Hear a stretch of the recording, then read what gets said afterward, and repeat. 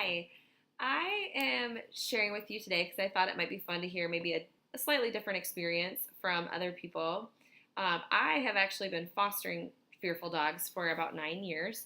Um, I have fostered 80 dogs total, and about probably 17 of those I would have considered to be very fearful.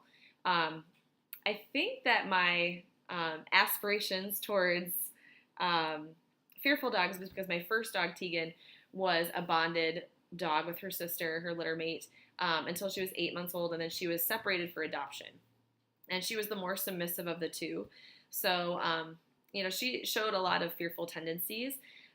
She was afraid of tall people, kids, hats, flags, umbrellas, just so many things.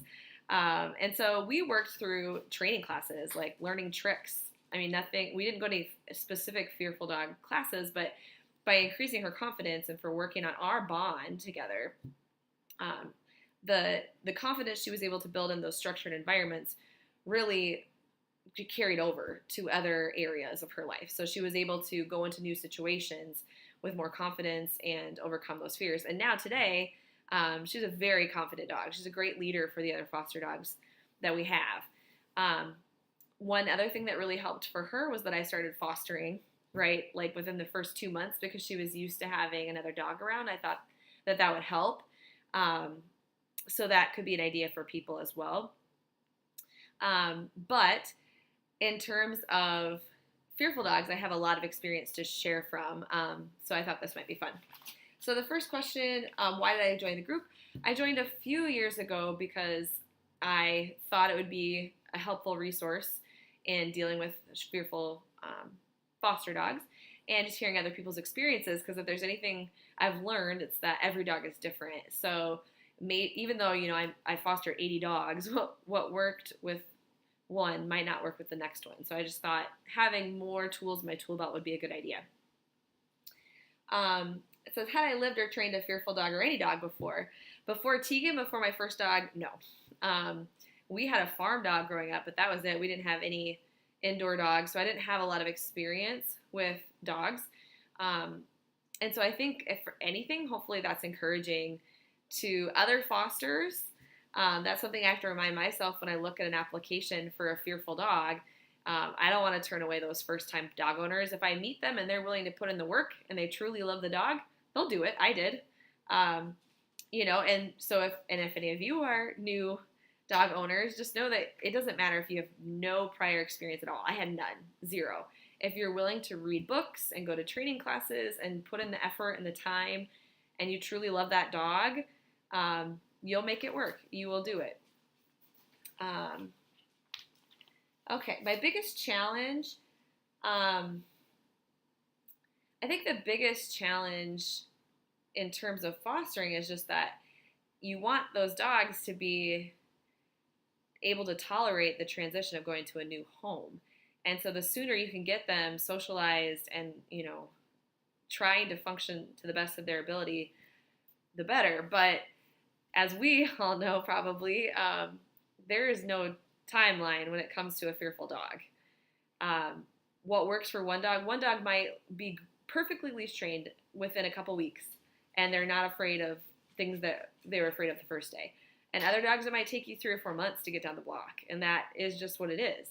So for a fostering experience, like that can be hard. You can keep that dog in your home for a year, for plus. It's very challenging to work with the dog for that long and then say goodbye, but there's always another one. So that has been really challenging from a foster perspective.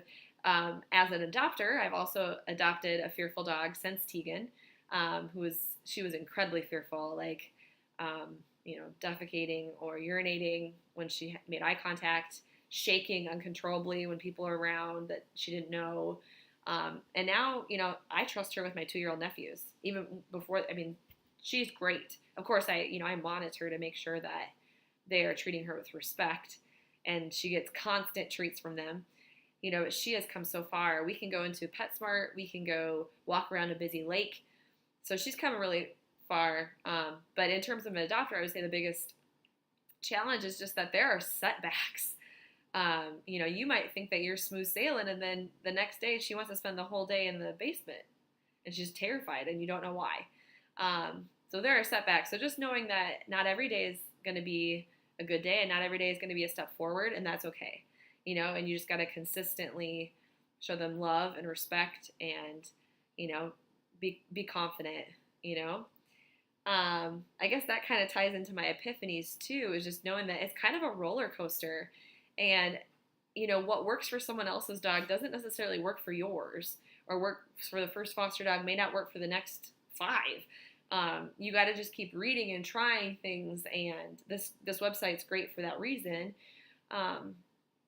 But don't beat yourself up. You didn't necessarily do anything wrong, and even if you did do something wrong, so maybe you made a mistake, maybe you raised your voice, and you immediately regretted it. You know what? Dogs are the best things on earth. They will forgive you. You need to forgive yourself. You're going to be hard on yourself for longer than they will be. So just keep persevering. You can do it. And then advice, I think the advice I have is just be patient. Try to see them for the great things that they do every day. Remember how much they've gone through. They, whether it's not being socialized since they were little and they're just overcoming hundreds of fears every day, or maybe they were in an abuse situation prior and they're overcoming that extreme fear of their trauma of the past. They've come through so much. So just remember that. Journaling is a great thing to do. I've done that through some of my experiences. So that you can remember kind of how bad it was at the beginning, so you can see how far they've come, and you can remember those really good days that they surprised you completely. And so a journal is a really great way for you to figure that out. But I think just know that working with fearful dogs and seeing what they can overcome, at least for me and hopefully for you, is the most enjoyable and rewarding experience of my life. And I'm a teacher, so that's saying something. But seeing how far they can come is just a daily reminder to me of that I should be able to persevere through anything if they can get over what they've gone through.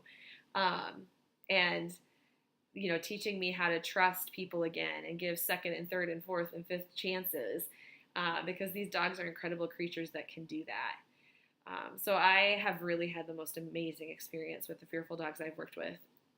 I'm going to show a couple of pictures of my fearful dog, Sweetie.